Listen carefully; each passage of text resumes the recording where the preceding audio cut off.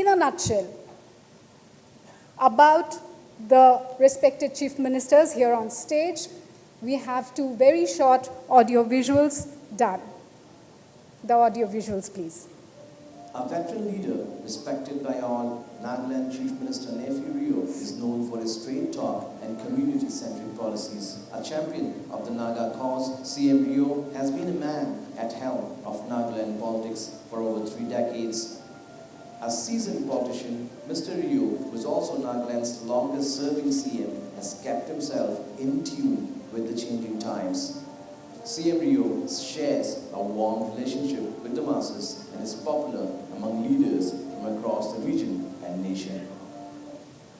A rock star and a cool campaigner, Meghalaya Chief Minister Conrad Sangma is a popular figure not just in the region but across the country. Humility, composed demeanor, and ability to gel with the people as a leader are what set him apart. Someone who never loses his cool, the versatile CM of Meghalaya is a role model for the Gen Z and masses alike. A family man who holds the values of the community dear, Conrad Sangma believes in encouraging the youth to build a better future.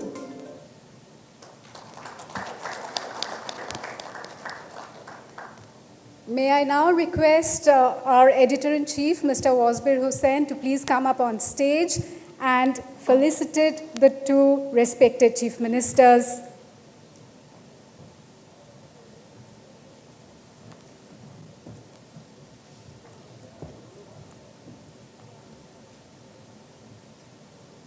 That's the SME's Seleng Sador.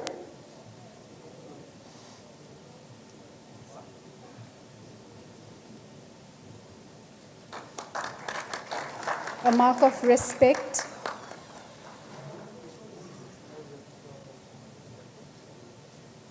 And there is the replica of the revered Kamakhya temple.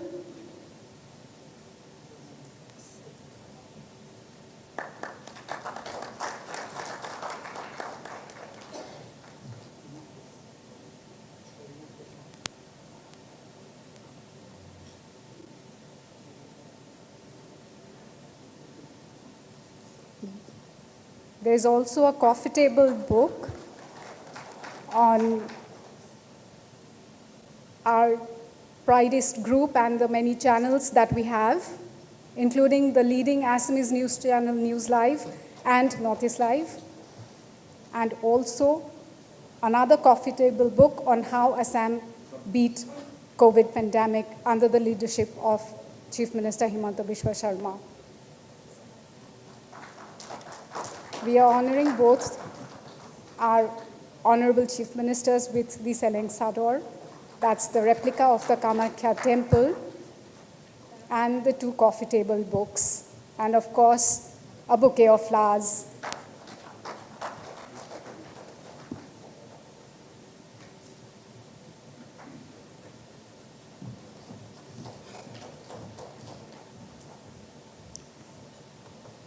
Now,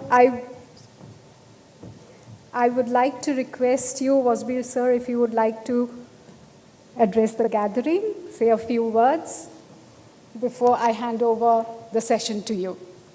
Please.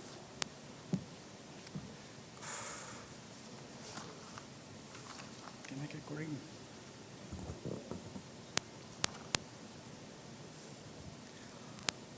Good afternoon, ladies and gentlemen. I am overwhelmed today with your presence as I heartily welcome each one of you on my own behalf and on behalf of our media group, Prideist Entertainments Private Limited, to the 6th anniversary celebrations of your channel, Northeast Live. We have in our midst, on the dais actually, the Honorable Chief Minister of Nagaland, Sri Nephew Rioji, and the Honorable Chief Minister of Meghalaya, Sri Conrad Sangma, and a galaxy of dignitaries from the region and representing all walks of life. Your presence here this afternoon has made our day, besides making it truly meaningful and memorable. Northeast Live is only 6, but I have been associated with Pride's group for around 15 years now. I remember our chairperson, Srimati Riniki Bhuya Sharma. Incidentally, she had to rush out of station a short while ago. Due to it was an unscheduled trip, she was here in the morning session. In fact, our chairperson, Srimati Riniki Bhuya Sharma, has been telling me that we must have a news channel that works solely for the interest of the region, a channel that highlights the hopes and aspirations of the people in the 8 states, and which focuses on nothing but mainly the issues, aspirations, hopes of the people in the region. Work started in 2017, and we were on air this day in 2018 with the tagline, Northeast Live, your station, your voice. During the past 6 years, me and my young team, whose average age would not be more than 27, under the leadership of our dynamic chairperson, have covered elections in the northeastern states, disasters like the earthquake in Sikkim, the mine disaster in Meghalaya, the mudslide that swept away security men and railway workers in Manipur, the ethnic strife in Manipur, and many more. These are gloomy stories, but we have celebrated the successes of our sportspersons, our musicians, showcased our men and women in the world of glamour and entertainment, and also asked some tough questions to our popular chief ministers and their governments. If we make an inadvertent spelling mistake or wrongly pronounce a name, we often get calls from our viewers. We always take this positively, and this also demonstrates our reach within the region. So therefore, we cannot afford to make a spelling mistake even if it is inadvertent, or we cannot actually afford to mispronounce, although we quite often mispronounce the names considering the difficulties that you can all understand. The engaging comments and suggestions on our digital platforms like YouTube, Facebook, or X give us an idea of our reach as well as our effort in covering or presenting each story from the region. While bringing in the news and views from the region to your living rooms, we face huge challenges, connectivity issue, we have manpower in the remote areas and so on, but we are managing because of the sincerity, commitment, and hard work of our entire team and the goodwill and blessings of our esteemed viewers and others in the Northeast and beyond. When we bring you real-time stories from locations as remote as Tawang, Moreh, Champhai, we really feel good. Northeast Live is the only English and Hindi satellite news channel in the region, and that way one can say we are a monopoly. But that makes our task all the more difficult because we have to always keep challenging ourselves. Ladies and gentlemen, I will stop here for now because we shall soon have our highly popular chief ministers who are mass leaders for a discussion. We shall basically try to know their vision for their own states and the region as a whole, as India races to become a superpower and a trillion-dollar economy in the days ahead. I would like to conclude with a renewed commitment to cover this and serve the region to the best of our abilities, with honesty and objectivity, besides speed, of course, and seek your blessings and cooperation. And to our respected chief ministers, Rioji and Conradji, please always speak to our reporters on ground, and me, if you feel like, and look out for the Northeast Live booms. Thank you very much for a patient hearing.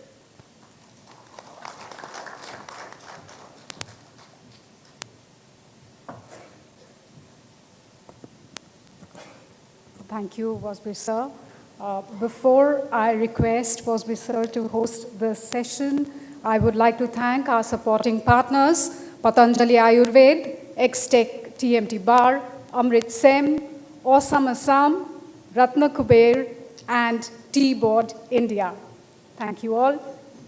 Over to you, Wasbir sir, for another exciting session.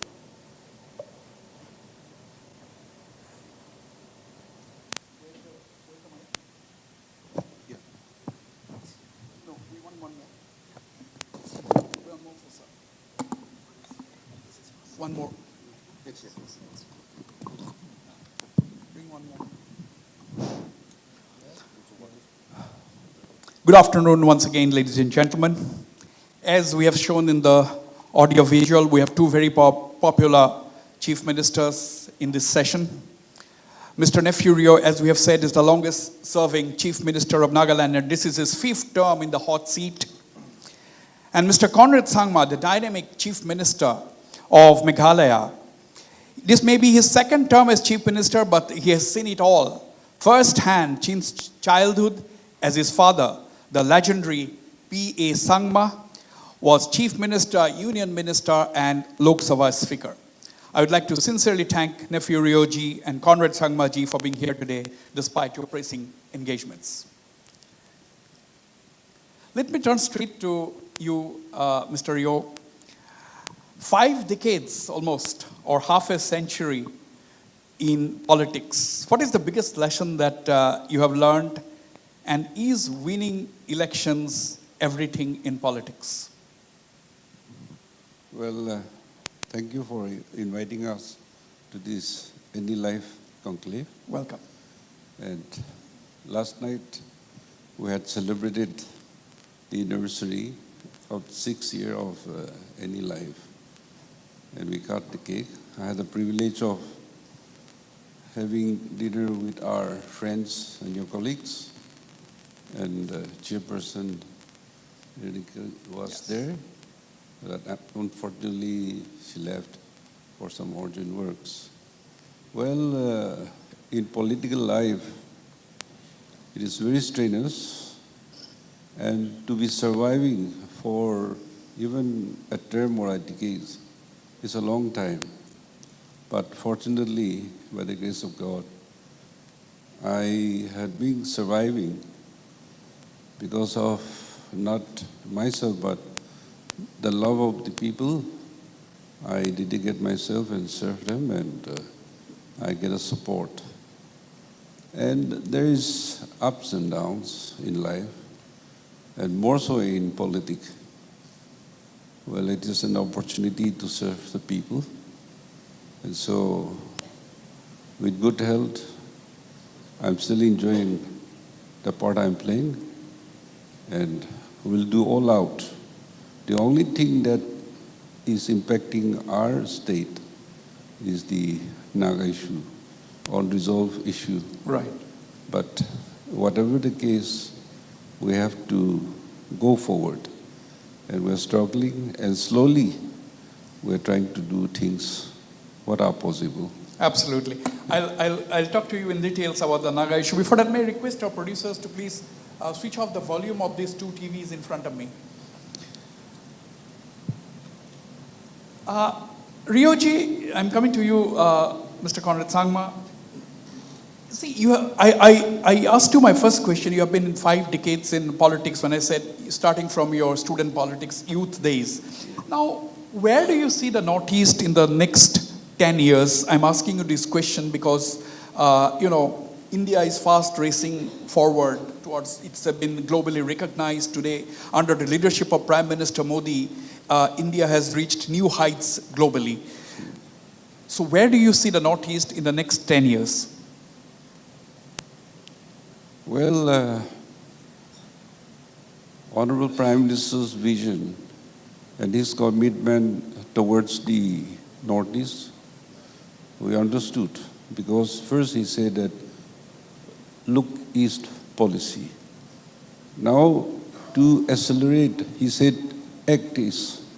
And that's how many things are happening in the Northeast, in all the states, including mine, except for few things we could not get because of the issue not being resolved. So anyway, when I was having a discussion with the higher ups, they even told me on the face that why not we all try our best to resolve the issue and do what needs to be done. So I said, look, Naga issues is a question of century issue. Yeah. And we are elected only for 5 years. So if you tell me like that, then that means we'll never get what we want to do things. And so otherwise, I see that all the other sister states, they are doing quite well. And Nagaland also, we are trying our best.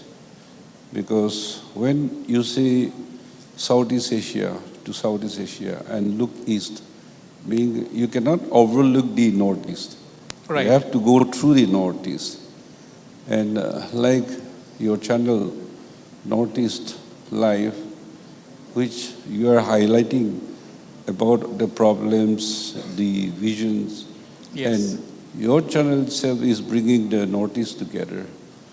And we also feel that it belongs to us. It is our channel. Thank you Because so much. we are a part of the Northeast.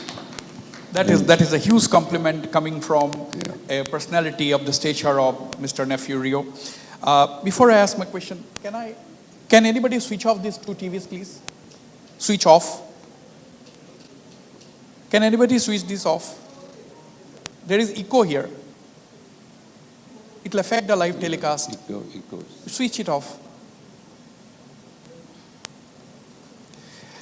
Let me turn to Mr. Conrad Sangma. You are trained in finance. You hold an MBA degree from the Imperial College in London. Your hobby is music. You play the electric guitar and you love heavy metal. And your passion, of course, is politics. Who is the real Conrad Sangma?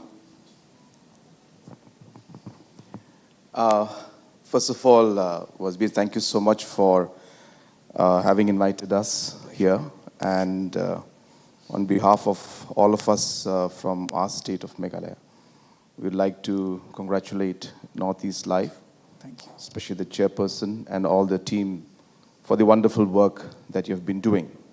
Thank you. Coming to your question, of course, it's a very tricky question, but I guess every individual has many parts to their life, and as any other individual would be, there are parts that are more personal, which we, of course, enjoy as musicians or any other hobby that any other individual will have. But at the end of the day, as a political leader, I guess what is important for us is the kind of passion with which we like to work and serve the people. And you mentioned that my passion is politics. Actually, it's not really, politics is a very complicated word. I'd like to use the word that I like to work for the people and make a difference in people's lives. And wherever I can contribute in a positive manner, I'm happy to do it. So I guess we all are part, and we all, as I said, have got our professional side, our personal side. So it's a mix of all of it. Absolutely. Now, when you say that you want to work with the people, you want to contribute your bit, and you really quite don't like the word politics as such, you have explained it in a slightly different way. Where does music, come from? Do you think your passion for music or hobby as a musician, does it help you to connect easily with the people? Because we have seen that wherever you go, even in an election meeting, you start singing. No, first of all, it's not that I use it to connect to people. It's just, it's something that I like to do. I think, if I'm not wrong, and all of us know that Sir is also a great musician. Yes. I have heard him sing many times, and Yes. many times I had to leave the stage because he's a very good singer. And so we all have our passions, and we all love, something or the other to do. So it's just part of that, and it's not really that we look at it to connect. But yes, keeping in mind the fact that there's a very young population in the country, and especially the Northeast and the state of Meghalaya has got a lot of, music lovers, people who connect with music, and music is part of our culture, part of our life. And therefore, it's definitely a way in which we can connect with the youth. Absolutely. And it's a good thing. And I always encourage people that rather than doing the wrong things in life, the youth should focus on things like music.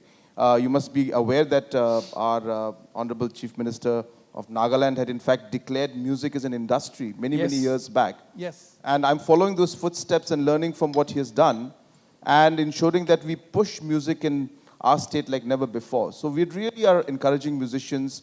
Today, almost close to 5,000 musicians are supported by the government where they perform in different, programs, perform in different tourist spots, and government of Meghalaya supports them. Right.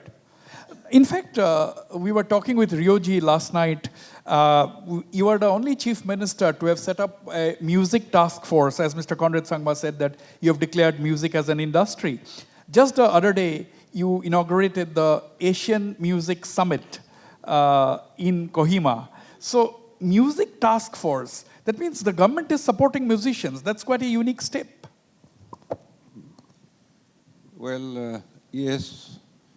Actually, Asian Music Summit was to be hosted in India. And so Nagaland was requested, and we welcomed that opportunity. And 12 countries, the music directors, and the participants were above 500. And the whole capacity of about 2,000 Right. was packed. And then 3 days summit they had, and they had signed an MOU. And so in that, among the Nagaland, there are so many bands, and 20 were selected, and they had performed, then singers, musicians. So 3 days they had a workshop, they had exhibitions. So the music task force which we created way back in 2004, that year we declared Year of the Youth Empowerment, and we promote music and arts, and then sports. As I was mentioning, even sports, being an insurgency state, a troubled state, we have lots to do for the youth, otherwise they'll go the wrong way.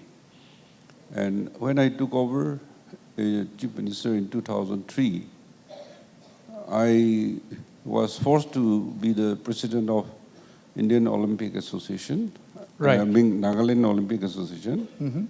And after 40 years of statehood, in 2004, we got affiliated, Nagaland got affiliated with Indian Olympic Association. After 40 years of statehood. Yes. That means we have never participated in national games.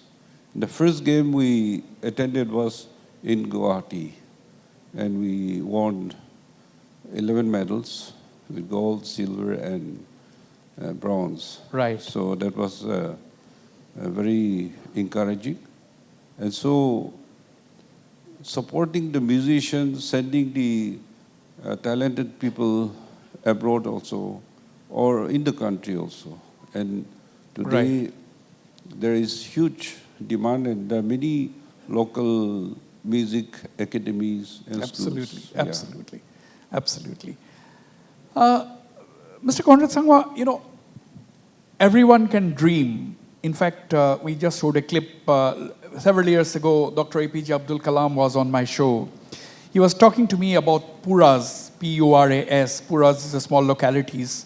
How growth of small localities can, make into a big dreams. Basically, what he was trying to suggest is that even from small towns, small localities, people can aspire to dream big, and that he had written a book also.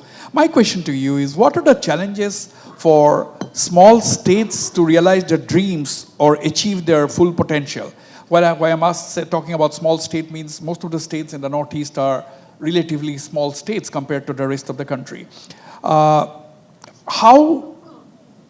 do they, realize their dreams, their hopes and aspirations? It all depends, actually, if you look at it. And the most simplest reply to your question would be that, number one, challenges are there everywhere. And every state has got its unique challenge. I have always stressed and believed that the first step towards any change anywhere is really the change in the mindset. So first, the Northeast people themselves have to start saying that we can actually do it. And there is no reason why we can't do it. And we should not think that we are second to anybody else. And even if there are challenges, it is up to us to overcome those challenges. So therefore, yes, there are difficulties, there are challenges, but it starts with the right mindset and the determination that we can actually do it, and there's no reason why we can't do it. That's number one. Number two, in today's world, with technology being available, there are a lot of areas in which we can actually leapfrog this entire, circumstances and situations that are there in many, many, fields that are there. We have challenges in our state because of, or Northeast region, because of financial crunch, maybe. So we start off with saying that, yes, we have financial issues. We do have geographical constraints and challenges out here. We do have issues with human development index because we do not have the kind of larger or better universities and colleges and high technical education. But all of these can be overcome. So it works, and it all depends on how we move forward. So therefore, I don't prescribe to this this notion that you're saying that we can't do it, and I'm not saying that you are saying it, but this perception that somehow Northeast has got more challenges than others. Everybody has challenges, but I think there are also strengths that we have, and it's not about only how much money you spend, but it also matters on how you spend it, what you spend it on, how the outcome is measured, what are the goals that are targets that you have, how do you monitor it. So if you do all of these things in the right way, there is no reason why any of the Northeast states cannot match up to any other state in the country. Rioji, when we talk about these things, progress and development, the question comes, peace. All these years we have been saying that, oh, the Northeast has been lagging behind because, for the lack of peace. Now, peace has always been at a premium as far as the Northeast is concerned. Now, would you agree that the lingering of the Naga problem for 7.5 decades, do you think that has retarded the growth and development, not just in Nagaland, but also in the neighboring areas? Well, I think Northeast is not only Nagaland, but many states are having insurgencies. Yes. And their own ethnic problems also. So, what I've been telling Delhi also, and in our party slogans and manifesto also, we had mentioned that, you see, we give a slogan of development for peace and peace for development. Development for peace and peace for development. Yes. Okay. Because, the people are in desperate. People are poor and they cannot get a square meal. They have no opportunities. And therefore, they don't value their lives. So when the society becomes rich and it is developed, then they will know the value of lives. And the moment things are stable, they will value their life, so they will also value your life. Otherwise, if they don't value your life, then if they don't value their life, then they will not value your lives also. So therefore, development is very important to bring permanent peace also. Now that I have to take this opportunity to ask you this question, who do you think was mainly responsible for the delay? Delay has not happened in the last 5 years, 10 years. There has been a delay right from the beginning. Yes. Otherwise, the Naga issue would not have been lingering for the last 75 years. Now, who do you who do you hold? Is it the government or is it the different voices within the Naga movement? No, this Naga issue, Naga movement, is a very old, it is pre-India independence. Yes. And therefore, it should be as signed in the framework agreement. It should be honorable and acceptable and inclusive.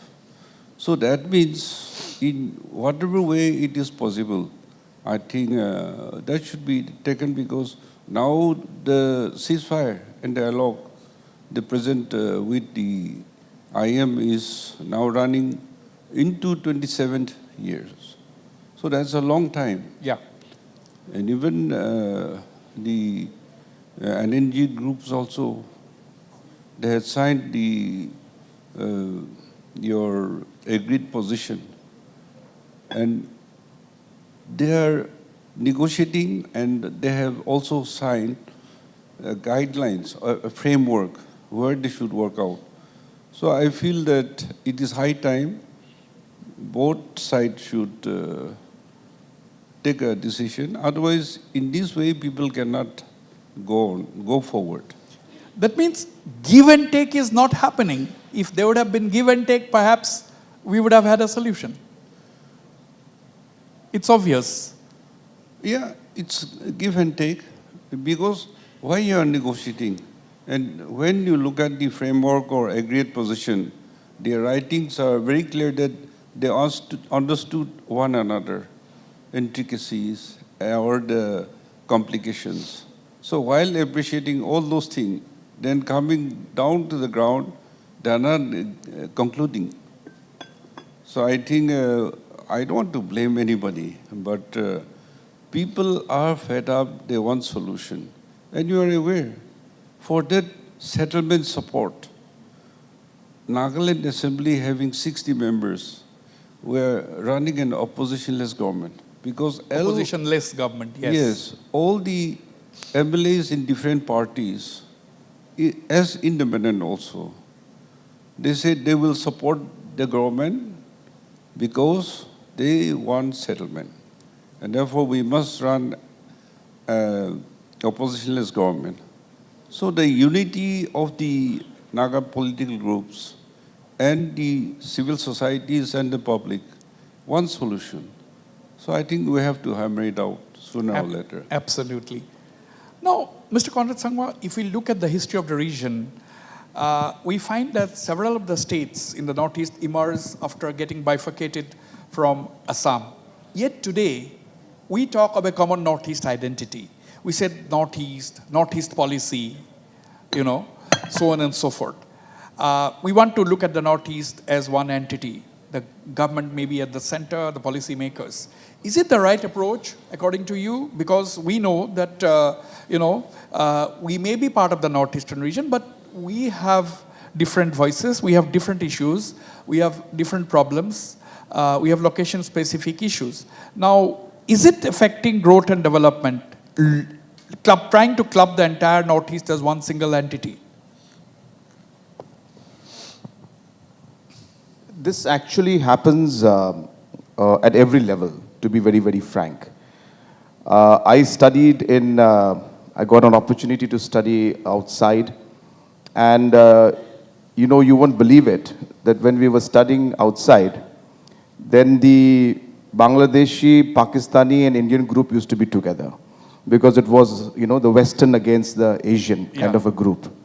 And suddenly you come to India, and then it becomes India versus Pakistan. And then suddenly you come to Guwahati, then it becomes Northeast versus rest of India. And then suddenly you go back to Meghalaya, then it becomes one tribe against another tribe. I'm not saying against, but it's about positioning yourself. And the positioning happens at every level. There's nothing wrong with it. The only thing that comes wrong is if we try to divide and be negative and be communal, and try to do negative things by using that platform or that entire, bringing a platform together. I think that is incorrect. But if you're using it for the right purpose, which is to be able to come together and bring in positive change, to be able to come together to express your concerns, and there are certain issues which are common to the Northeast, and be able to raise a voice to whoever that matters, that look, we need these things in our region or in our state. I don't think there's anything wrong in that. And to be very frank, in the Northeast, we need to understand that while there are many differences, obviously we know the kind of cultural differences and ethnicity and all these other factors, which leads to a lot of complicated situation in the Northeast, which is maybe one of the biggest, strengths of the Northeast, but also one of the more, challenges that we have. So coming together, if it is allowing us minusing the differences, if we can have some basic common goals like economic development, infrastructural, improvement, climate change, because it's going to affect us all in one go, trade with the Southeast Asian countries and with Bangladesh and BIMSTEC, youth-related issues, farming issues and inter-state trade that's taking place. All of these factors unite us. So if all of this can be looked at as a thing that is going to allow us to position ourselves to have a positive impact, I think there's nothing wrong with it. That means you are saying in so many words that a common Northeast policy is not going to work. No, I'm not saying that. I'm saying it is going to work. It's going to work. Yes, absolutely. But can there be really? Are we practical when we say this, that there can be a common Northeast policy? You see, it all depends. So if you're, as I said, if you're looking at trying to solve the ethnicity problems and different differences between the tribes and the groups and the communities, well, it may not work out. But when it comes to sitting together and today saying that, look, we need to figure out when the government is going to come out with a Northeast industrial policy, because it's something that we've been talking. Yeah. I'm sure Sir has been mentioning it to the government of India. I have been mentioning it to them. And we know that it's in the pipeline and we expect it to move forward. Well, we need to come together to then mention to Delhi that we need this to happen. We need more airport infrastructures, because airports are very necessary for the Northeast region. We require a solid program for the trade that we have to do. So what Meghalaya should do with Bangladesh, what Nagaland should do with Myanmar, there has to be some important trade aspects. So there are many, many policy matters that can actually can work if we come together. Right. Now, what is your take, Rioji? What do you think on the same question, basically? See, everybody says Northeast, Northeast, Northeast, but the issues are so different. The approaches are so different. Is there anything called the Northeast, really? Is it correct to club the whole 8 states together? No, Northeast is definitely behind, much behind the central development activities. Now, we are still struggling for connectivity. So, connectivity should be very good. And when we say that look East policy and act East policy, then we should be connected. There are many ways, but it is not being materialized so far.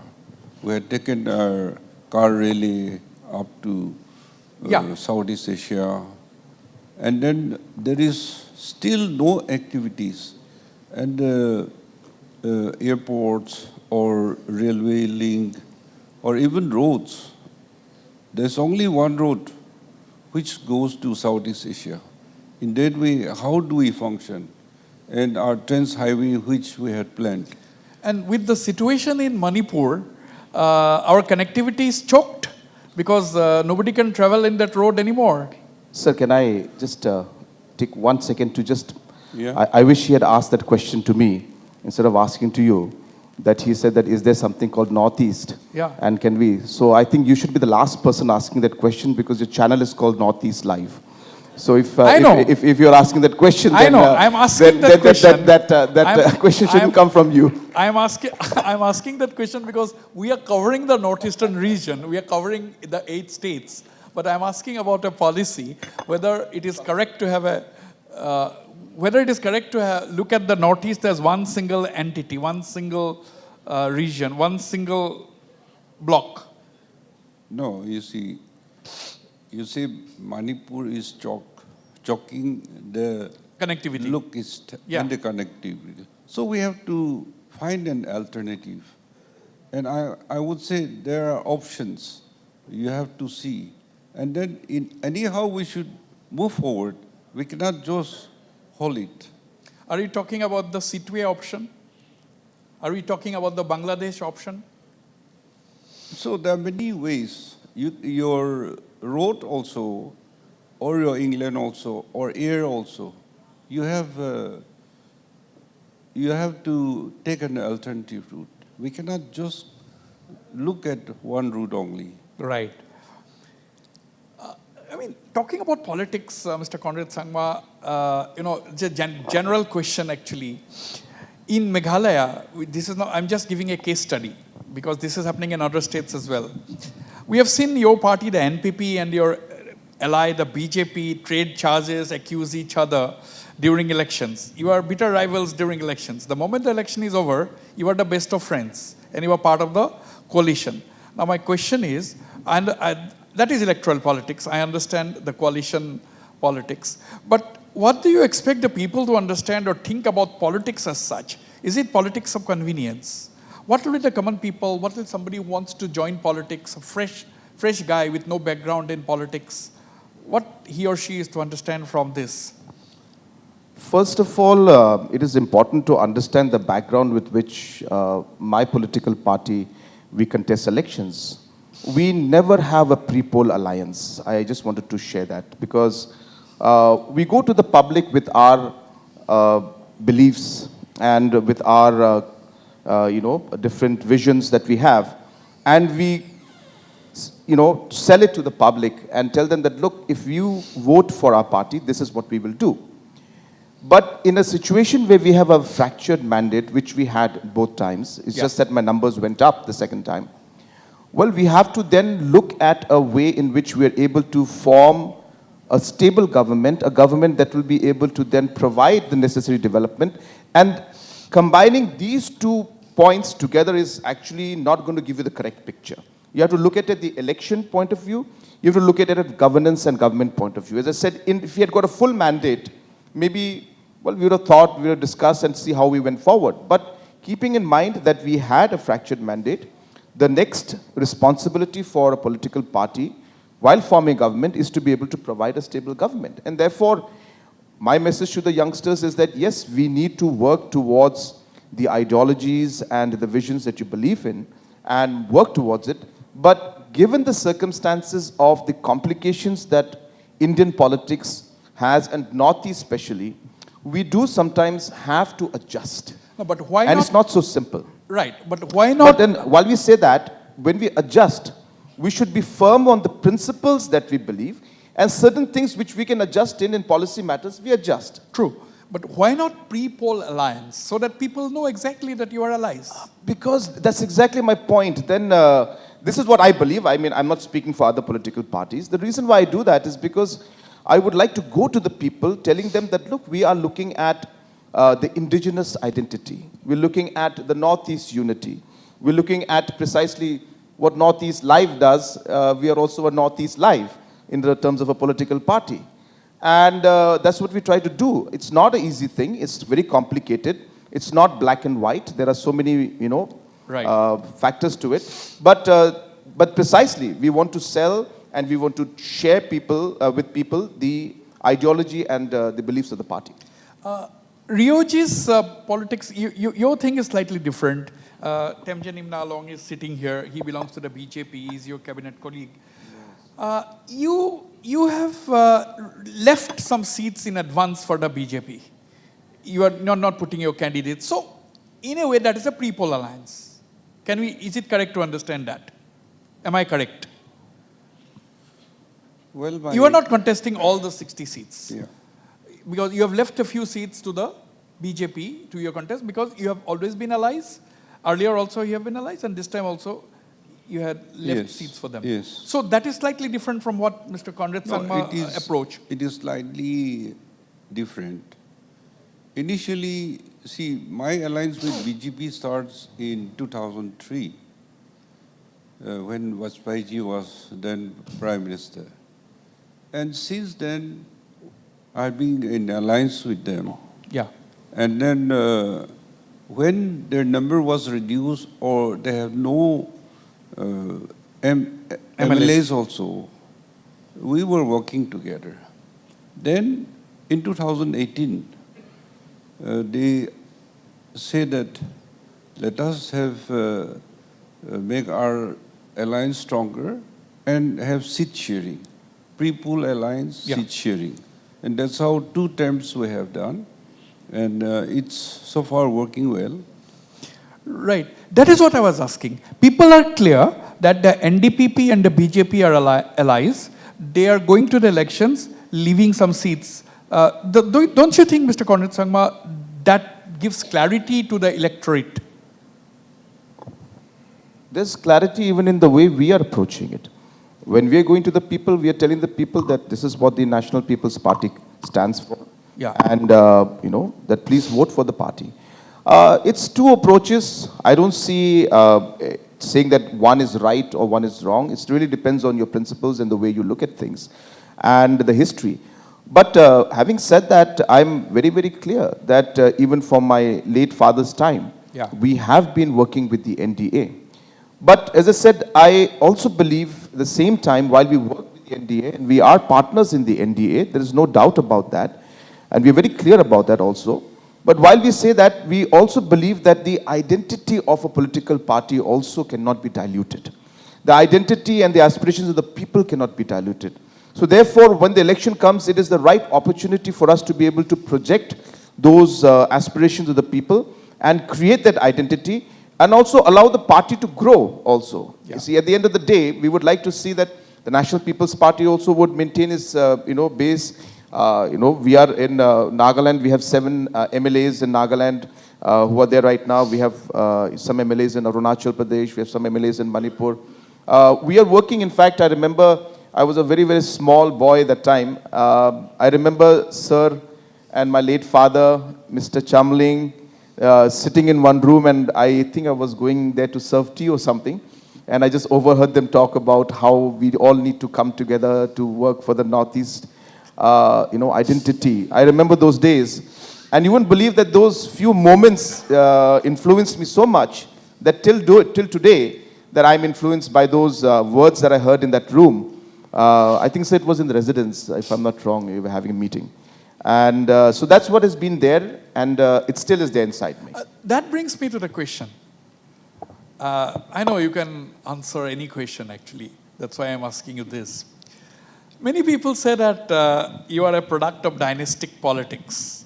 How do you respond? Because many feel that it is cakewalk in politics for sons and daughters of political leaders, which I personally think is not. It's not a cakewalk. But I want to hear from you. How easy or difficult it is being the son of an established political personality? There is no right answer to this, but the best way I can, put forward my point is that, number one, I lost my first election. So this was when my father was still alive, and this was in 2004. And actually, the reason I lost was because I thought I was P.S. Sangma's son, and so I should win. And that's precisely the reason why I lost. And then I let go of that tag. I was very down for a few months. And then I started walking and working with the people from village to village in that constituency which I had contested. And that changed me a lot, and I had to really work hard. And then I won the next election. The election after that, again, I lost because I thought that I had done so well as an MLA that I should win. And of course, we had floated the new party called the National People's Party, and I had to campaign along with my father in other places. So the only thing I can say is that there is a certain advantage you get. Number one, you are brought up, with certain principles that you see in the leader, or your father or your mother who's there, and you learn from those principles and cultures of politics. I think that is the key. So for me, I'll just tell you what matters a lot in our politics is shaking hands with people. And while you shake hands, you should have eye contact and you should smile. A simple thing, a rule like this. And I learned that from my father, which you will be surprised to know that many, many politicians take ages to realize. So, in short, to answer your question, yes, there are certain advantages, like you learn certain cultures, certain principles in politics, and that's what is advantageous. And maybe for a moment, for maybe one election or for one particular situation, that particular, link from your parents could help, but it's not sustainable. Ultimately, Absolutely. You have to deliver as an individual. There is the name can last for a certain time. It cannot last forever. And people will see through you and ultimately value you for what you are, not for the brand that you are in. So the product ultimately will have to perform. So therefore, I know it's a very, very long question to answer, a very complicated question to answer, but that's the way I see it. It is not sustainable. It is not a long term. It may give you a short term advantage, but at the end of the day, you have to prove yourself to the people. Have eye contact when you shake hands. I think that's a very good lesson, because as a young, yes, if at all. Now, because NPP is almost a national party, so you may consider, later on. We will talk about it. No, the point is, as a young reporter, I was so greedy for news that when I was shaking hands with a politician, I was looking at the other side if I'm missing another politician pass by, So I was not making any eye contact. But this is a good lesson for everyone. Ryuji, as chief, we are talking back to the Naga issue because I want to take this opportunity of having you in our midst today. As the chief minister, to what extent are you prepared to sacrifice for the sake of peace in Nagaland? Are you ready to give up the chief ministership as Mr. Lalthal Hawla did during the Mizo Accord in 1986? This is a direct question. Yes, indeed, we had given in our manifesto that if Naga issue solution comes about, which is honorable, acceptable and inclusive, then we'll pave the way for the alternative arrangement. That was written in our manifesto, and we stand by that, and that's how not only me, all the elected members, they're willing to do that. Live Conclave 2024. Supporting partners Patanjali Ayurved, Tea Board of India, X-Tech Steel TMT Rebar, Awesome Assam, Amritsar, State Bank of India, Ratnakuber. Natural origin glycerin or hoite prostu Savlon glycerin soap. শীতকালত আপোনাক দিয়ে soft skin আৰু Savlon হৰক্ষা. Northeast Live Conclave 2024. Supporting partners Patanjali Ayurved, Tea Board of India, X-Tech Steel TMT Rebar, Awesome Assam, Amritsar, State Bank of India, Ratnakuber. মজিয়া বনোৱা হয় লৰালি কালৰ বাবে লৈ আহক নিমেৰে প্ৰস্তুত নিমাইল ইয়াৰ 100% প্ৰাকৃতিক ক্ৰিয়াই মজিয়া কৰি তোলে সেফ নিমাইল খুব শান্তিৰ মজিয়া Don't miss. Easy or difficult? You are a veteran political leader. You are a statesman. You have seen it all, Ryoji. Suppose there is an agreement which is acceptable to the Naga people. Then following that, your government and you resign. Yes. How easy or difficult it is going to be to install an interim government in place? What is your prediction? No. Why the state elected members coming together without oppositionless government?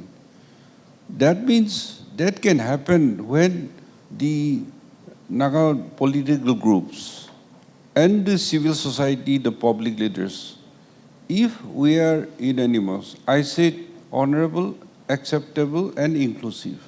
So when there is unity, anything is possible. Why I should stand on the way? And that's how I prepared. And alternative should come. Let any person who is capable can lead the Nagas. So that any person coming, the selection of that particular person who can lead the Nagas, will it be difficult? Will it be easy? There will be only an interim, and then the election process will take. I think Mizoram issue, it was only 3 months or 6 months. Then there was elections. Yes. So at the end of the day, Ryoji, at the end of the day, the Naga political groups, after signing the accord, even if there is an interim government formed, they will automatically have to face the electoral process. Yes. Ultimately, it is the people who will be the king. Yes. The masses, Yes. the electorate. Yes. Because the elected government is supreme. And the cycle goes on. And There may be a new political party formed, or they may join the existing parties. So now Naga groups, if they take over also, they do injustice, then the people will outrightly reject them. How it is happening in the experience of Mizoram. Yes. Yes, they have won and they have lost as well. Yes, yes.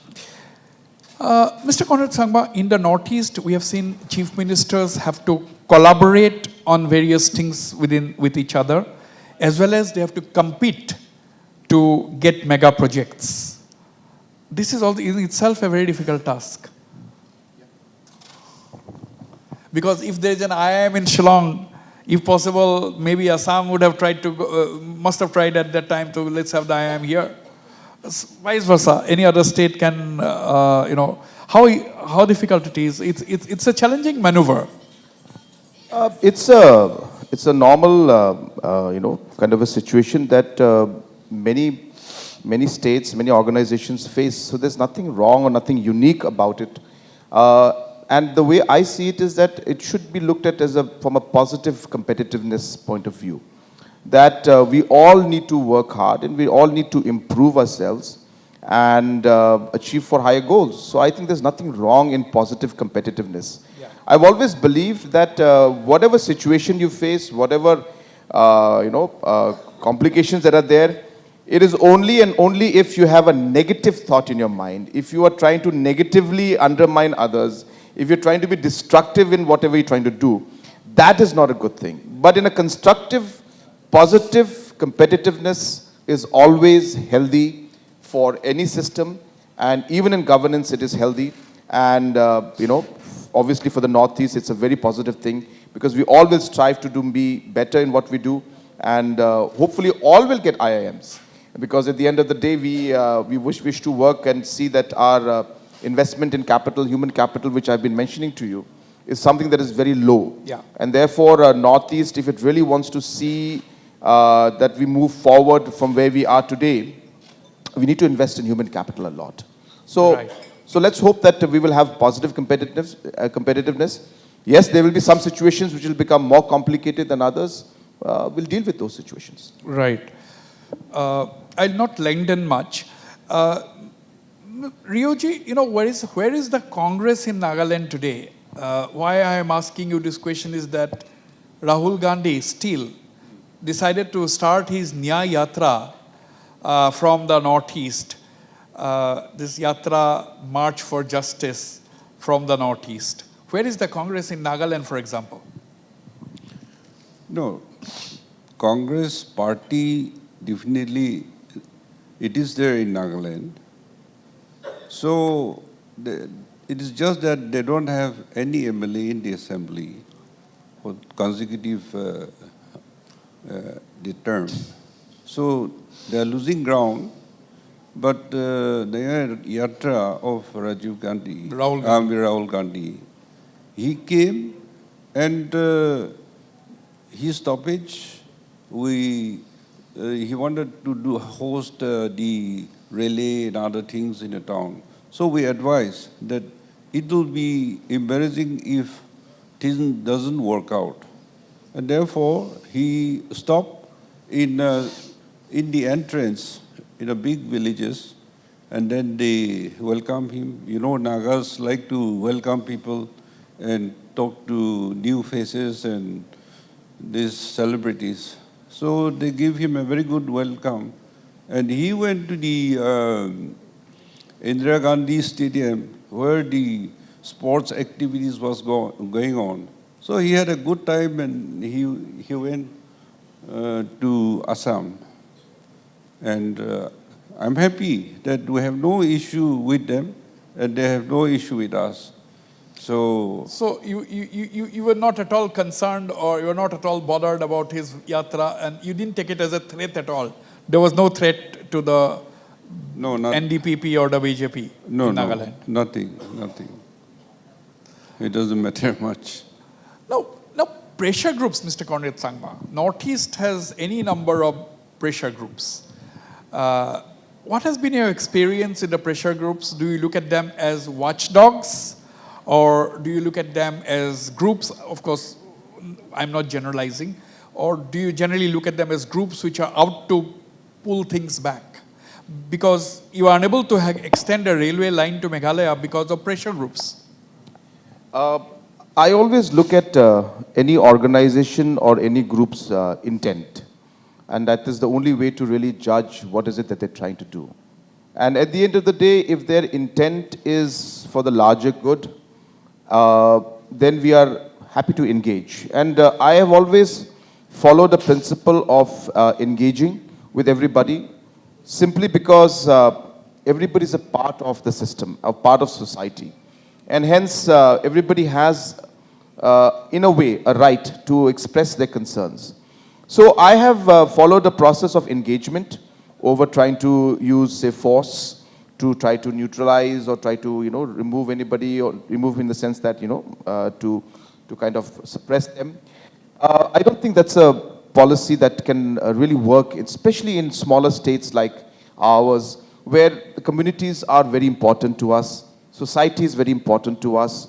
We have got small villages, and therefore, in this kind of situations, we need to see that engagement is done. Having said that, when you talk about a large project like the railway, there has been a opposition to this in the Khasi Hills region especially for a very, very long time. I remember even during my late father's time in the 90s and the 80s, there was opposition, and that's why the railway was then further, at that point in time, was taken to Garo Hills, and Mendi now today has a railway station. Today, some other parts of the state are expressing their willingness to see if the railways can be extended to other parts. So rather than looking at it from a point of view where we try to really, as I said, go head on and try to see, we try to understand their concerns, and some concerns are there. Wherever the intent is correct, we try to engage. And as you correctly said, in the Northeast in general, we have this kind of a culture. It's been there for a long time. It's also reflected in the fact that, if you remember when we had, started the movement for the statehood, even that time, there were a lot of organizations that had peaceful demonstrations and rallies. So it's, in a way, a part of the system and a culture that is there always. But as I said, when anybody has a wrong intent and tries to, utilize this in the wrong way, that's when we draw the line. Right. Maybe we can take 2 to 3 questions if from the audience, and I'd request them to ask the question directly and identify. And of course, the Honorable Chief Ministers will have the prerogative to answer or not to answer. Anybody, any questions, please? Can I ask a question? Yes, please identify yourself. My name is Robin Kalita. I am from Mike. My question is to the Chief Minister, Anand Sangma. Mike's, just a minute. Yeah. Yes, Robin, please, go ahead.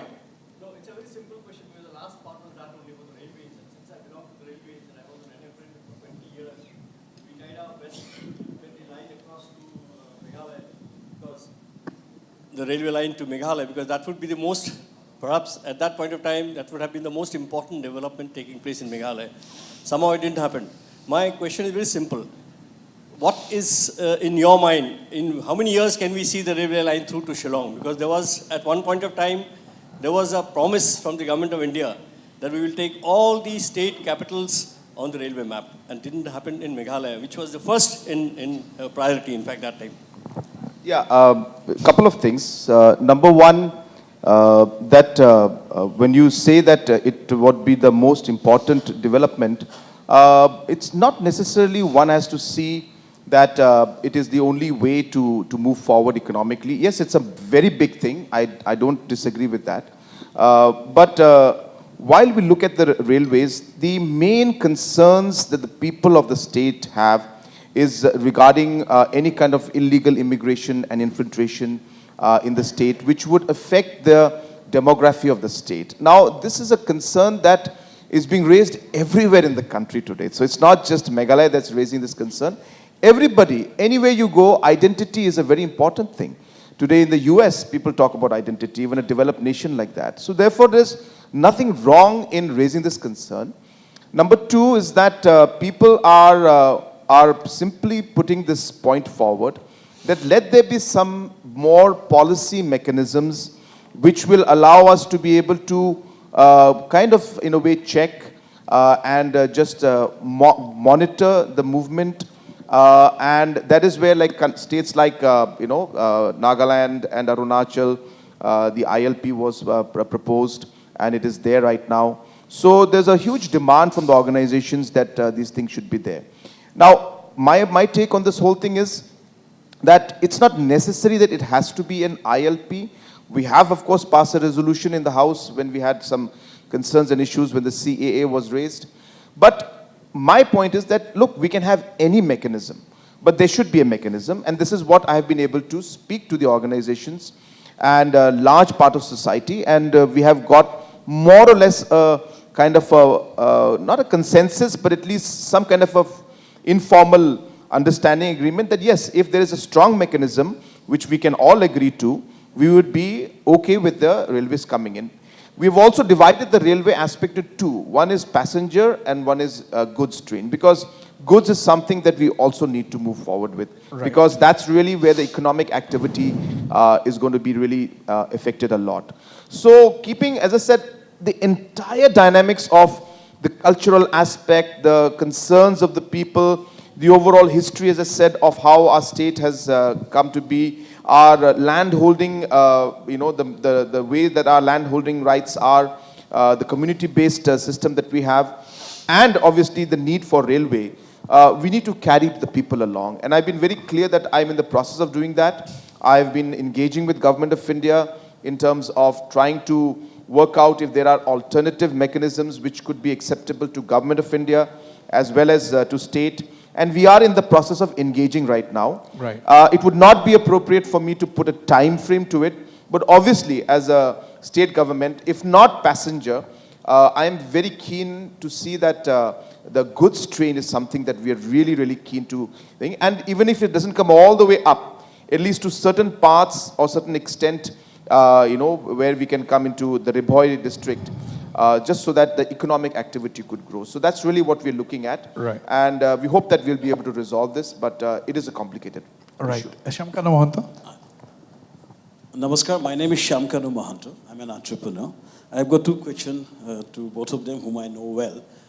Rio sir, first thing is that your emphasis on the soft power of Nagaland is fantastic. I just been to Asia Music Summit, Wasmeet has spoken about it. I was invited to speak in Asian Music Summit. I was amazed to see the quality of talents and quality of organization you have done in TAFMA. It's something I think Meghalaya should do. Meghalaya has equal level of musical talents. So TAFMA has been a fantastic thing we have done. Nagaland coffee, I must tell you sir, this is one of the finest coffee in the world right now. We have taken them to Vietnam and I was surprised. In a lot of, there's a company called Olio. They are saying that they want to buy this coffee because Vietnam has Robusta coffee and the Nagaland coffee is Arabica coffee. It's very tasty. And I've seen a lot of people calling us about the Arabica coffee. They went to Delhi and a lot of people have said that in Northeast Festival Delhi, Nagaland coffee was there and they are asking to put a chains of Naga coffee in Delhi. What I'm trying to say, these are the things that are going to change Nagaland. What I want to request you, sir, I have a request for you. A lot of people we send to Nagaland, a lot of tourists going to Nagaland, and everybody has a complaint except for Riboa Hotel and others. Hotel is a major problem of Nagaland. If you do not get a room in a Riboa Hotel, and if they stay in Saramati, they feel very bad experience. My humble request, sir, is that we must get some hotel chains to invest in Nagaland. I'm promising you there will be thousands of high-spending tourists traveling to Nagaland. You must do something to get some hotels. The first question. Second, to Conrad, sir, the rock star, that you have been changing the musical scenario of Northeast. Everywhere about your music, your video is going viral. And that's the best thing you have done for our soft power, which is, we believe, our next economy for Northeast. I have a request to you, sir, is that we have been traveling to Shillong since ages, since few days. The road to Shillong, the traffic to Shillong, and alternative way to Shillong, kindly do something so that this whole area, the Northeast depends, the growth of Northeast depends on a big way how you do in the next few years about an alternate route to Shillong. We request you to do something specific. Thank you. And these are 2 points. His request to set up good hotels in Kohima, that is his main thing. Yeah. Well, thank you for the question. And also thank you for your visit and appreciation, word of appreciation. Well, you see, this Asia Music Summit is the first international music summit we had held in the country. And when you look at that, you are talking about TAFMA, you are talking about the government policy. Government did create a platform, but it is the talented youth, the interest for music, and that's how the success story is about the youth, the musicians, the singers. So I give credit to our youth who are very keen in music, and this soft power, I think, has become a very good ambassador for us. And so this, I hope it will grow, because in that summit, many MOUs are signed. So that means it is an opportunity for our singers, our musicians, to be going out in the national level and abroad, opportunity to sing. So a lot of things will happen. The next question is your coffee. Nagaland coffee is doing very well. It has gone to South Africa, and in the international competitions, they had reached the top. It's because of the flavor, the aroma, of the altitude, and the processing. So we have friends who are coffee scientists, who are experts, and who has also giving knowledges. And since there's a market, it has gone to UK also. And whenever we take our Nagaland coffee, giving presents to our friends, VVIPs, they all appreciate it. And the farmers by themselves, without much help, with little technicalities, the farmers are growing like anything. So I think one day this will be one of the main business. Conclave 2024. Supporting partners Patanjali Ayurved, Tea Board of India, X-Tech Steel TMT Rebar, Awesome Assam, Amrit Sen, State Bank of India, Ratnakuber. এইখনে আমাৰ সেই পুৰণি ধাবাখন নে সেইখনে কিয় চিনি পোৱা নাই মই কেতিয়াও বিশ্বাস নকৰো জুবিনদা কি খবৰ ভালে আছে এতিয়া চিনি পাইছানে এতিয়াহে চিনি পাইছো অসম খলনি হৈ গৈছে আৰু অসমৰ এই প্ৰগতিৰ বন্ধনক শক্তিশালী কৰি আছো আমি বন্ধন বেংক মাৰ হাতখন সফট আৰু সুৰক্ষিত কৰি ৰাখিবৰ বাবে 90% নেচাৰেল অৰিজিন কন্টেন্টৰে প্ৰস্তুত স্যাভলন হ্যান্ড ওয়াশ মাৰ হাত দুখনৰ লৈ যত্ন Northeast Live Conclave 2024.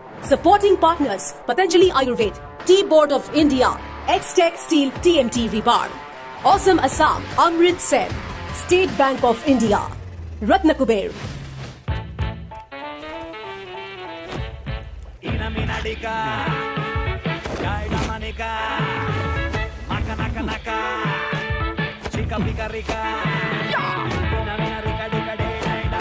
মিশোত যেতিয়া আছে লেটেস্ট ট্ৰেন্ডি ভাইবস তেন্তে ভাবিছে কিয় জাস্ট ম্যাক্সিমাইজ মাত্ৰ এটা প্ৰিয় না চাৰিটা বেলেগ বেলেগ বাৰ হয় সব পোৱা যাব ক'ত ফিয়ামা সেলিব্ৰেশন পেকত কিনো তিনটা পাওকেটা free is available. But the tourism department, and we have MOU with Airbnb, so the homes they can spare 1-2 rooms in their houses. Then when it is brought to the notice to the tourism department, then the authority will go and check whether it is comfortable place, the cleanliness, the toilet, the facilities. So when it is approved, then they put into their website. So it is online booking. That's how things happen. Right. And you see, I'm coming back to Naga issue, unresolved Naga issue. That's why there's no investors. And that's how big things are not happening. So we are trying to improve, and next year we are trying to create more permanent infrastructures. Plus, though we cannot build the hotels, we are engaging some agencies where they can create in thousands accommodations. Right. And we'll make it comfortable. So Right. I met one friend from this Kingfishers. They're giving us some CSR programs. He was a biker. In one of the Hornbills, the previous year, more than 2,000 bikers meet, and more than 2,000 bikers they registered, and they cannot find suitable place in Kohima. Still, they stayed in Dimapur and they went and come down. But 2,000 cannot go at one go, so they made chief so that some group will go, some will come back. Absolutely. And I was asked to go and visit them. It was amazing, awesome. Absolutely. So we'll look forward to, and some five-star hotel are coming up in Dimapur, and some are interested to invest, but the festival seasons, it is overcrowded. Other time, it is quite empty. So unless you run as certain percentage occupancy, then you run into loss. And that's how the small local people, entrepreneurs, they cannot do that five-star. So we're waiting for good investors. We'd like to try to taking some risks also. They're welcome, and we'll give full support and cooperation. Thank you. Absolutely. Alternative road to Shillong. Well, my name is Professor Xavier Mao. I had no question, only a short comment. Yeah. Very often here and elsewhere, it is mentioned the Naga solution like Mizo Accord. This is actually a mistake, a big mistake, because MNF started in 1966, and by 1979, they have completely surrendered. Under duress and under pressure, the MNF had to sign. Therefore, comparing the two alike cases is a big mistake.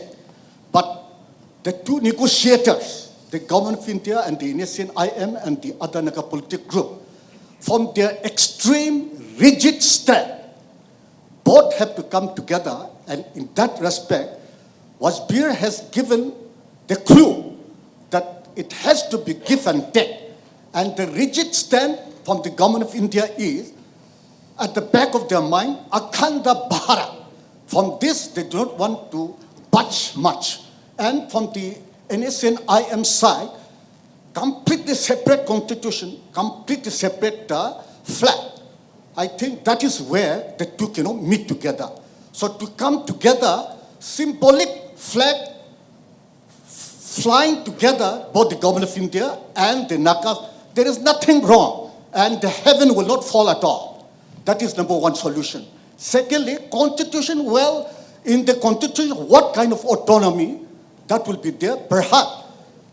And absolutely, majority Naga area, in the adjoining area, can be integrated, and perhaps in that, if the NSN insists on the separate constitution, there a symbolic kind of constitution can be made. Otherwise, I don't think any solution at all in the near future.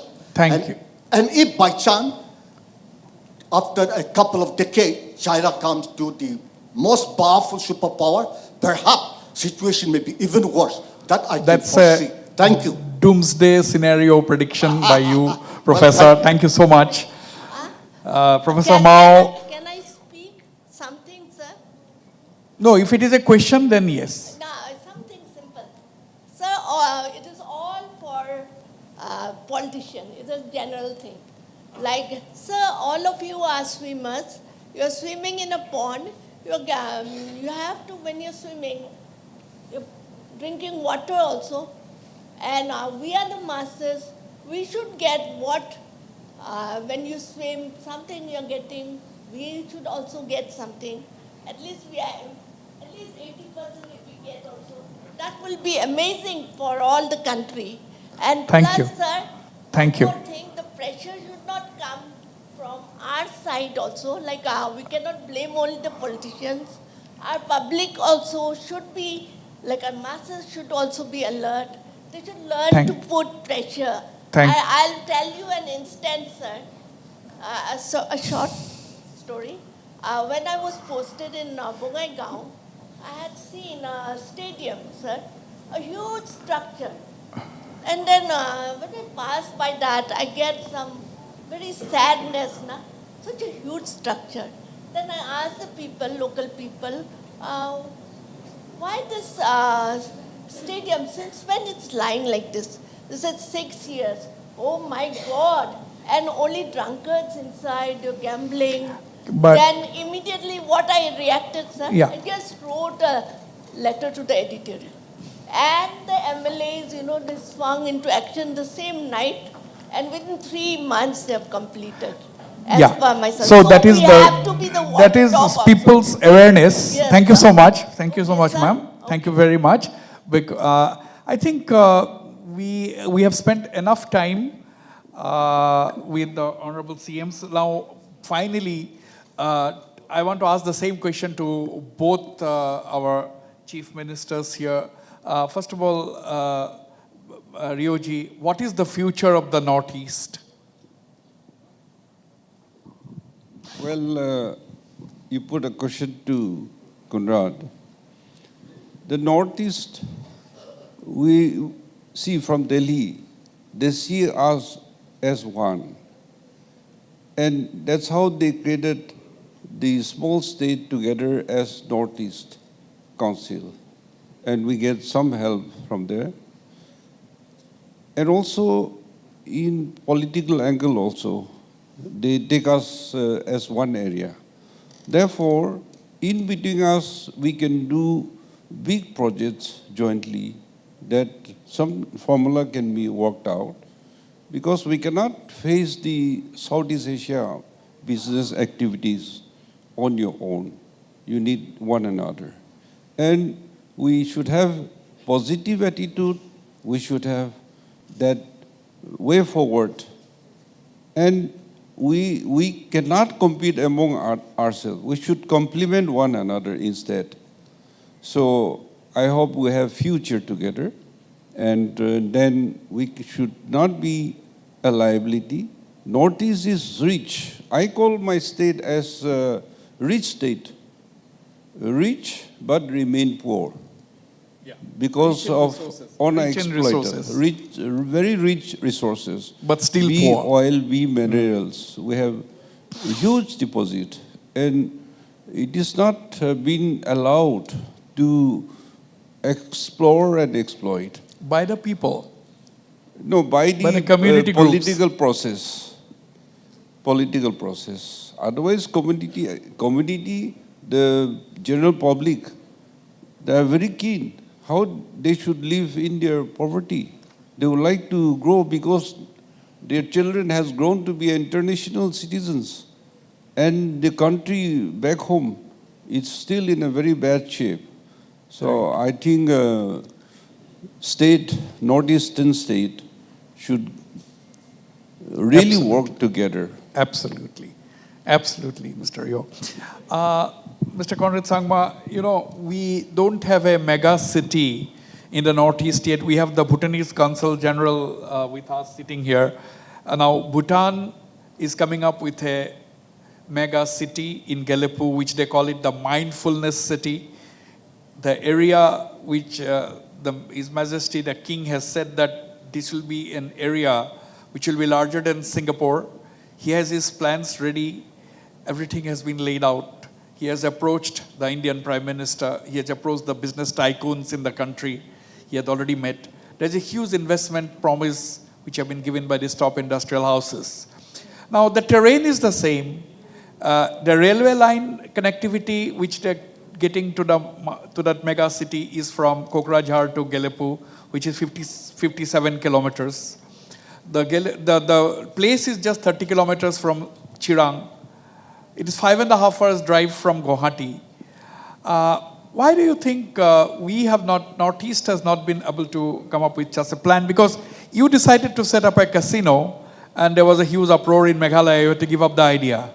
It's okay to have casinos in Goa. The Sikkim, it is fine to have a casino. Is our society so fragile that if there is a casino, the entire roots of the society will be shaken? That's how Some people say that everybody, oh, it will be a gambling den. People, first of all, not everybody will be able to spend that kind of money in a gambling den. So, don't you think these are some of the issues, these are some of the problems? Yeah, you've asked me many questions, number one. So I don't know which one to answer. Okay, I'll answer first his question. Traffic has been an issue, no doubt about it. And there is really no short-term solution to it. We are, in fact, in the process of now coming up with large number of parking lots that are going to help us clear up the roads. But you have to remember that Shillong has one of the highest per capita density of vehicles in the country. Maybe after Mumbai, I think Shillong is number 2. So if not number 2, definitely number 3. So, and that trend is going up every year. Every 7 years, our cars double on the road. So the only solution for us in the long term is to actually expand the city. So you'll be happy to know that we have finally approved the procedure. We are coming up with a new administrative city, which Kohima has done for a long time back. And we're shifting the entire governance process about 7-8 kilometers away from the proper Shillong.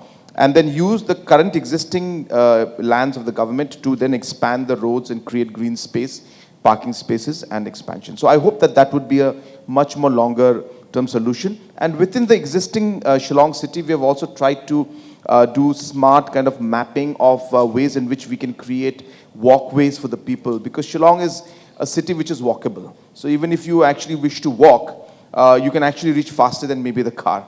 So therefore, the problem is that the infrastructure is not there. So I don't have enough time to reply to the whole question, but just to give you a glimpse on the fact that we are actually very, very seriously working on this, and you will see a lot of things happen in the next 2 to 3 years in this area of this issue of traffic congestion. Coming to the question of the overall mega city that you're mentioning, the way I look at things is that there is no need for us to really copy everything that somebody else does. I have always believed, and I always mention this in every meeting I have at Government of India level, that what works for, say, even a place like Assam may not work for Meghalaya. Forget something working for UP, working for Arunachal Pradesh. So hence the flexibility in governance and the flexibility to the state governments to be able to decide on projects should be given more and more, because they know best what to be done. So to reply to the first part of your question is that a big project like a mega city may work. I think Assam may be in a position to explore in that. But keeping in mind the other aspects of governance, the limitation of funds, looking at all these areas, whether a mega city project like this would be practical in different states, whether it's better for us to invest more in our district headquarters and decentralize the kind of infrastructures we have so that our population is not centered around one mega city. These are questions that we need to ask, and states will have to answer and then decide on how to move forward. So that's the second part. So I feel every state should have their own policy. They should study from others, learn from others. Championing the agenda of Northeast, the chief ministers of the northeastern states on one TV platform for the first time ever at the unmissable Northeast Live Conclave 2024, February 6th, Guwahati.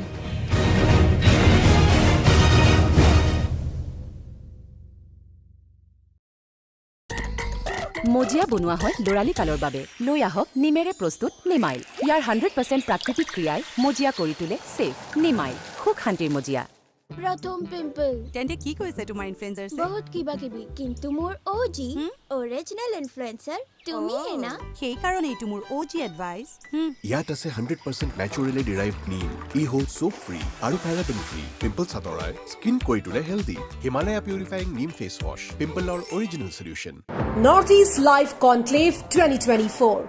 Supporting partners Patanjali Ayurved, Tea Board of India, X-Tech Steel TMT Rebar, Awesome Assam, Amritsar, State Bank of India, Ratnakuber.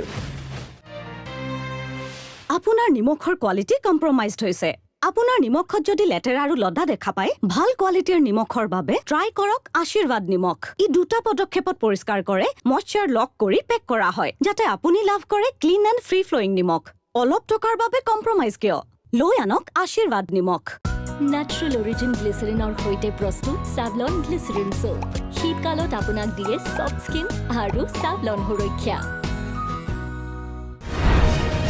Champion that the GDP model is not always a sustainable model, and hence there are many other factors in a society that matter, and therefore we need to be people who balance things as leaders.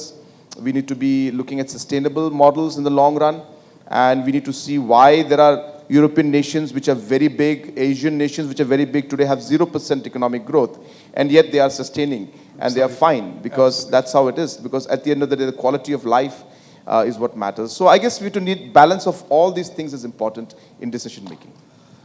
Absolutely. It's a complex region with complex issues. And within a short span, it is not possible to ask all the questions. But I must say that the two political figures sitting here, Mr. Nefurio, the Honorable Chief Minister of Nagaland, and Mr. Conrad Sangma, the Honorable Chief Minister of Meghalaya, they have tried to answer the questions to my mind with great honesty and tried to be as clear as possible. And as journalists, we know when we talk to journalists, when we talk to political leaders, we know that they are not in a position to answer everything in black and white in front of a televised audience. But within that, I must say that they have been extremely candid in today's conversation. And thanks so much, both of you, for spending so much time coming all the way, taking the trouble to come to this first Northeast Live Conclave. And without your presence, this conclave perhaps would not have been successful. And thanks to each one of you sitting in front of me today, because you have been an integral part of this conclave this morning. And of course, our viewers who are watching us on television, very big thank you to all of you for being with us during the last 6 years, and we hope we will get the support and blessings and positive criticism from each one of you sitting in front of me and the viewers who are watching our channel from their living rooms. Once again, thank you very much, Mr. Conrad Sangma, Mr. Nefurio, and thanks everyone present here and making our conclave a success. And kindly join us for high tea at the end of this session. Thank you very much.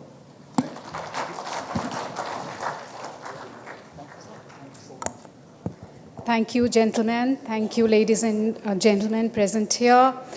Before we close, I would once again like to thank our supporting partners, Patanjali Ayurved, X-Tech TMT Bar, Amrit Sem, Awesome Assam, Ratna Kuber, and T-Board India.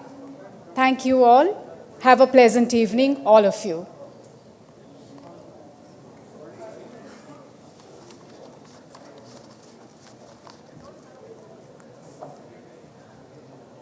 championing the agenda of Northeast. The Chief Ministers of the Northeastern states on one TV platform for the first time ever at the unmissable Northeast Live Conclave 2024, February 6th, Guwahati.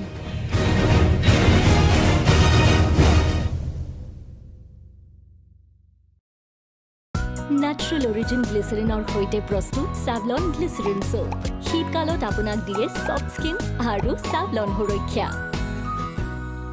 প্ৰথম pimple তেন্তে কি কৈছে তোমাৰ influencer বহুত কিবা কিবি কিন্তু মোৰ ওজি অৰিজিনেল ইনফ্লুৱেঞ্চাৰ তুমি হেনা সেই কাৰণে এইটো মোৰ ওজি এডভাইস ইয়াত আছে 100% ন্যাচুৰেলি ডিৰাইভড নিম ই হোল্ড সোপ ফ্ৰী আৰু প্যাৰাবেন ফ্ৰী পিম্পলছ আঁতৰাই স্কিন কৰি তোলে healthy Himalaya purifying neem face wash পিম্পলৰ original solution Northeast Live Conclave 2024 supporting partners Patanjali Ayurved T-Board of India X-Tech Steel TMT Rebar Awesome Assam Amrit Sen State Bank of India Ratna Kuber.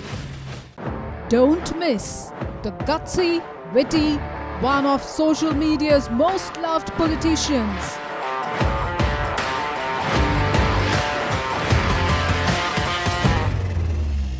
Nagaland Minister Temjin Imna Along at the Northeast Live Conclave 2024, February 6th, Guwahati.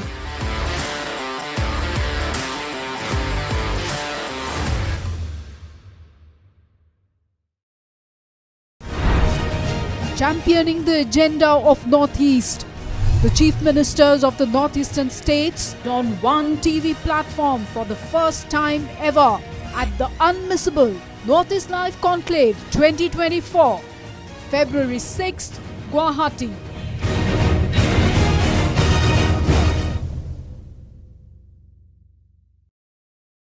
Vandya International School, a premier residential co-educational school located in Guwahati with state-of-the-art infrastructure offering world-class education with qualified faculty from all over the country. With 22 co-curricular activities and 18 sporting disciplines to choose from, Vandya International School also offers air-conditioned boarding facilities. Those interested to join between class 4 to class 12, contact 89180-91939. I repeat, those interested to join between class 4 to class 12 can contact 89180-91939.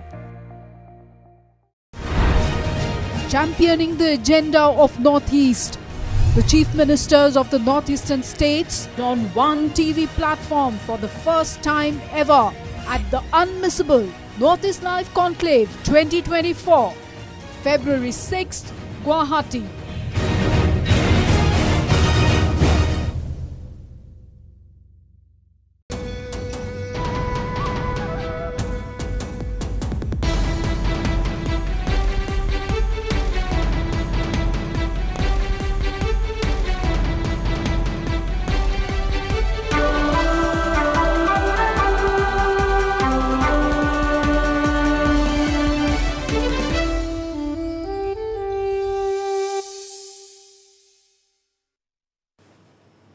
Hello and welcome. You're watching Northeast Live and it happens to be our birthday today and we are officially 6 years young today. So on this very special occasion, the first ever Northeast Live Conclave is underway in Hotel Vivanta here in Guwahati, where top leaders from across the